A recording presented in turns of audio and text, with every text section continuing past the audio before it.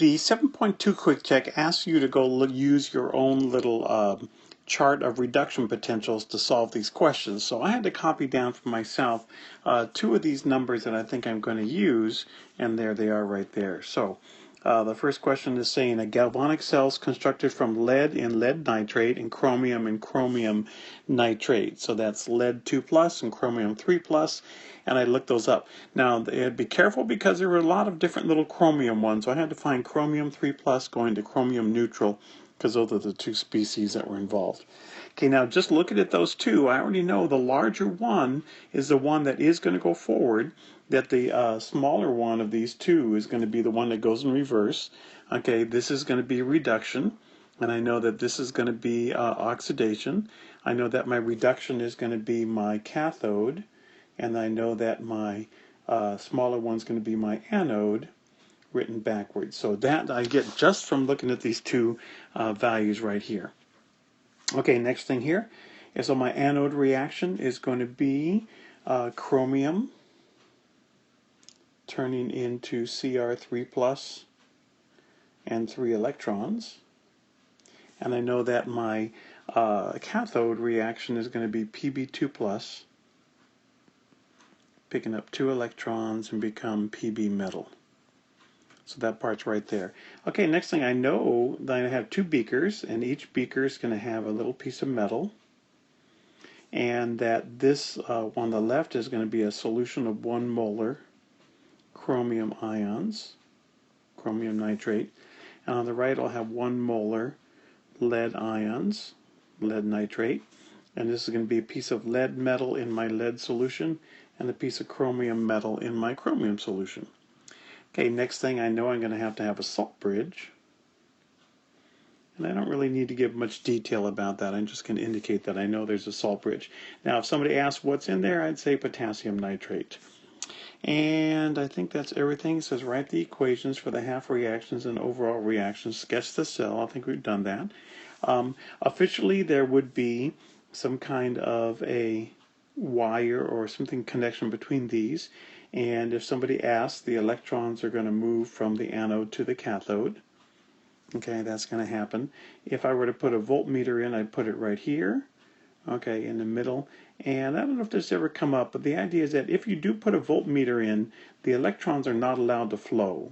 You know, the voltmeter has a very high resistance. It stops the flow, because if you want to try to detect the voltage, you know, you can't detect the pressure of electrons if the electrons are actually flowing, so we can't do that. Anyway, okay, next thing we have to do is to figure out the voltage of the cell. So the voltage of the cell is going to be the reduction potential plus the oxidation potential. So the reduction potential is negative 0.13 volts, and the oxidation potential is positive 0.74 volts, because we will have switched this around. So this guy here, it's oxidation potential. Okay, we changed the equation, we changed the label, and we changed the sign for those. And this here, the reduction potential just stays as is, and that is going to be negative 0.13 volts. And if I add those two numbers together, I get a value here that the cell potential is positive 0.61 volts. Okay, so what's the overall reaction? I can see this reaction, it's got 3 electrons, this has 2 electrons, so I'm going to have to multiply this one 3 times and multiply this twice. And notice that that will not affect my voltage. My voltage is not changed by that. So I'm going to have 2 chromiums plus 3 lead ions, and that will turn into 2 chromium ions and 3 lead metal. And I can kind of see what's going to happen if I multiplied this guy by 2 and multiplied this guy by 3. There would be 6 electrons. So 6 electrons are transferred, which means n equals 6, and I'm going to need that later on. So here's my first part of the question. I've got my overall reaction, and I've got the cell voltage. Now calculate values of delta G and KEQ for this cell. Okay, I'm going to use these equations that are given on the AP exam, and I want the delta G. So I know my cell voltage, so I can say, well, delta G is equal to negative NF E0, and what I saw, that's the N is 6 moles of electrons, and my Faraday constant 96,485. That's given on your chart, and the voltage is 0.61 volts. Now, how does that work out? That's working out because 6 is moles of electrons per mole of reaction. The 96,485 is coulombs per mole, and volts is the same thing as joules per coulomb. So the coulombs are going to cross out, the moles drop out, and what I'm really left with here is joules. So when I get done, my delta G is going to be in joules. So let me go ahead and calculate. And I get 135.1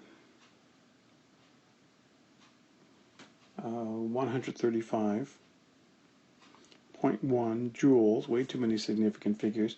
I'm going to report that as negative 353 kilojoules. So either of these answers is fine. If I use my joules answer, I'd round that off to 353,000. Okay, just because it's kind of a normal number. Okay, that's part of this. Get the delta G. Now I want to get my KEQ. So for my KEQ, I'm going to have to put these two portions of this equation together, and they're both negative, so I'm going to make it positive. And so I'm going to say that RT ln of K is equal to NF E0, and I can see that my ln of K is equal to NF E0 divided by RT.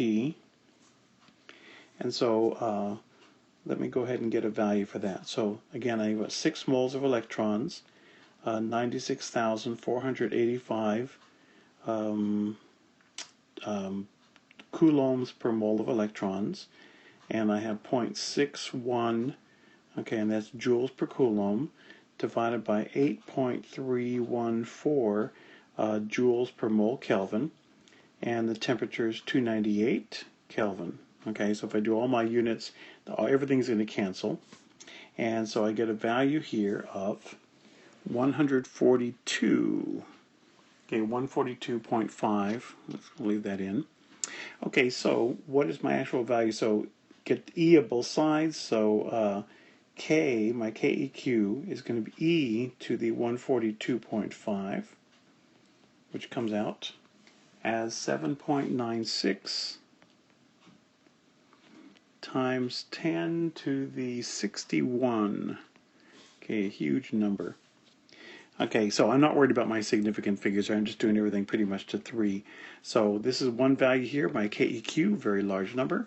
I've got my delta G, that's a pretty large negative number, and that makes sense. Okay, a negative delta G, I've got a positive voltage, and I have a much larger than 1 KEQ, and those 3 things are all telling me that this reaction is pretty product favored. Okay, on to question 2. What if we had a new cell? Okay, in the new cell, same reaction, but instead of 1 molar, we have 2 molar lead and 0.1 molar chromium. So first thing, calculate Q. Now Q, we can kind of see what's going to happen. Q is products of our reactants raised to their power.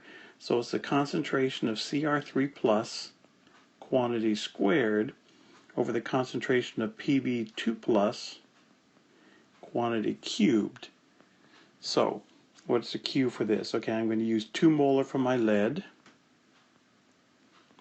and that is going to be cubed, and 0.1 molar for my chromium, and that's going to be squared.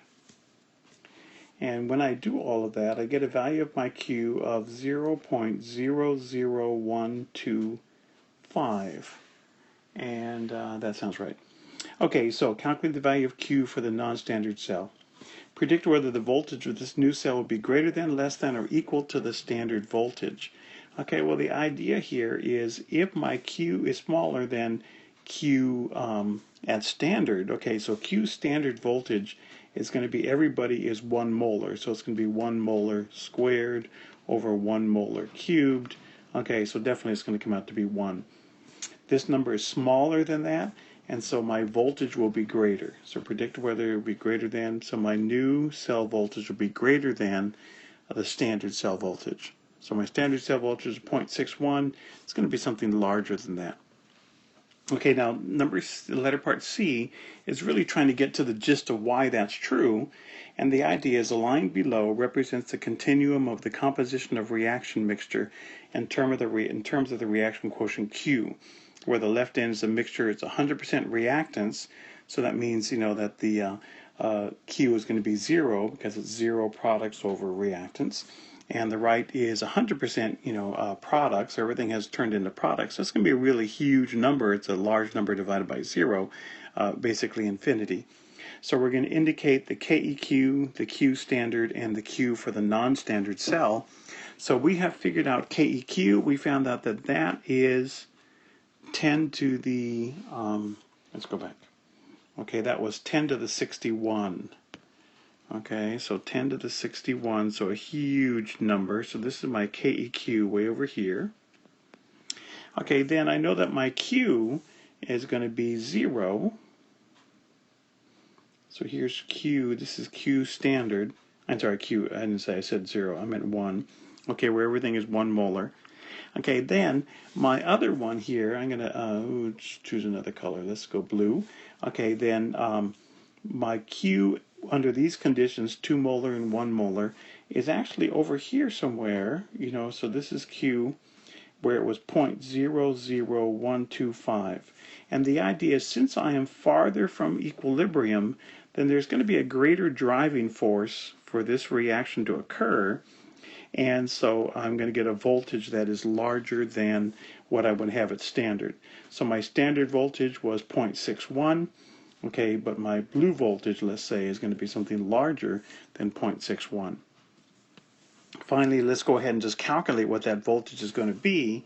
Okay, so we just have a problem, and there is a equation called the Nernst equation, and that is the voltage of the cell is equal to the standard voltage minus RT over N F ln of Q. Okay, and we know all these values, so negative.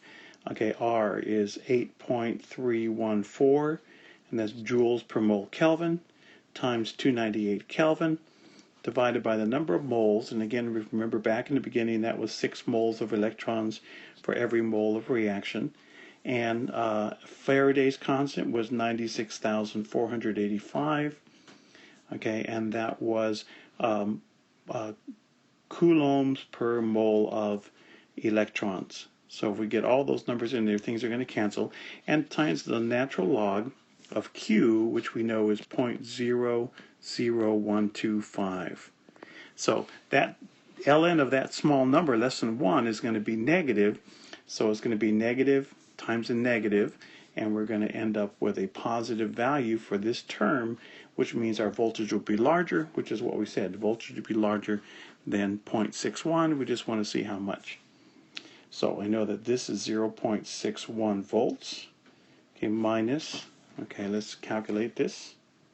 And for this I get 0.0042797. And the natural log of 0.00125 turns out to be 6.6846, and that was actually negative, so this is going to end up being positive 0.028.